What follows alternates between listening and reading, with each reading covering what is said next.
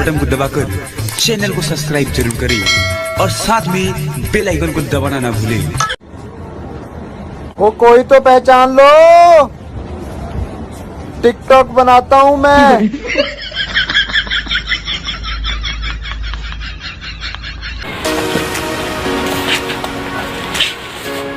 का कलवा मैडम, पहचान लनी हम आ गए नहीं, हम तारा का पहचाने खाते अभी हवा में मत उड़ो।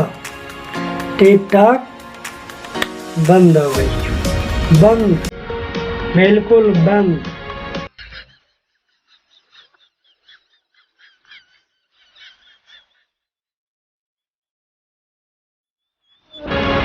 अरे तो बंद काला परोवे लागल। चल चल चल चल जल्दी गाना लगाओ, गाना लगाओ, गाना लगा दी गाना।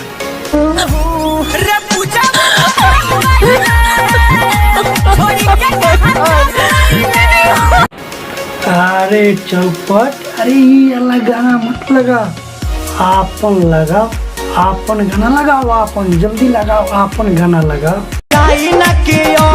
सामान नहीं लेना है, सामान नहीं लेना है, सामान नहीं लेना है। ईट का जवाब हमको पत्थर से देना है, पत्थर से देना है जी, पत्थर से देना है। तो क्या हाल है भाई लोग? अरे वीडियो का हमारा लाइक करो लगे या नया वाला लगे तो चैनल के सब्सक्राइब करो लगे, चाहे जेगा से होगा ठोक दो लगे। जियो चलो मुर्गा बनो। नहीं। क्यों?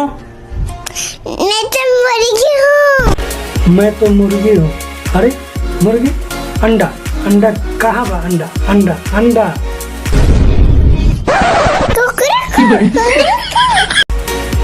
मर्दे सुना तारा हो? हाँ बोल बोल बोल, सुना तानी बोल। ज्यादा मत लियो। अरे तो हम भूलिए गए नहीं, ये लड़की है।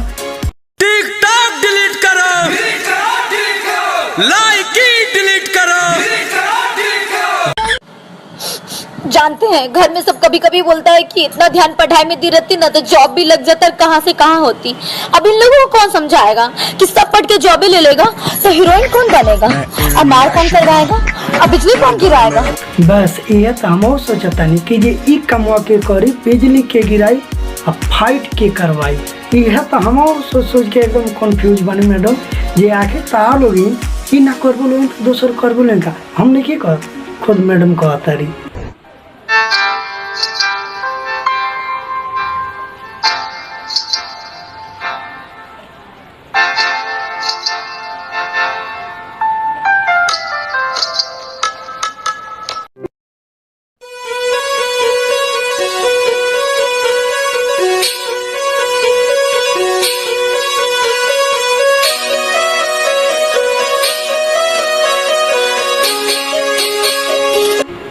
बस भाई लोग बस अब यह देखल बाकी रह गई टिकटॉक पर, तो लोग देख लो जे कौन हिसाब से लोग देखाओ ता लो।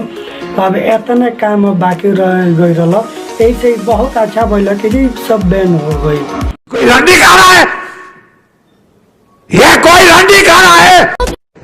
मम्मी मम्मी मम्मी, अब पापा के साथ क्यों सोती हो? बेटा साथ सोने से ना प्यार बढ़ता है। झूठ मत बोलो, प्यार नहीं बढ़ता, परिवार बढ़ता है।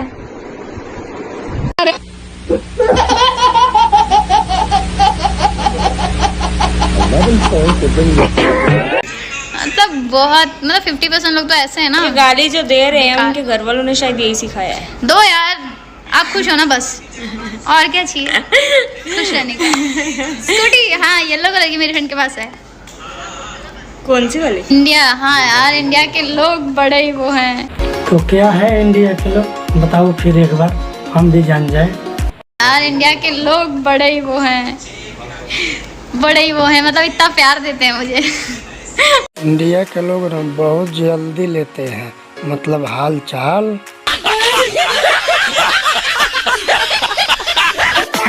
उठा के सब्सक्राइब करो।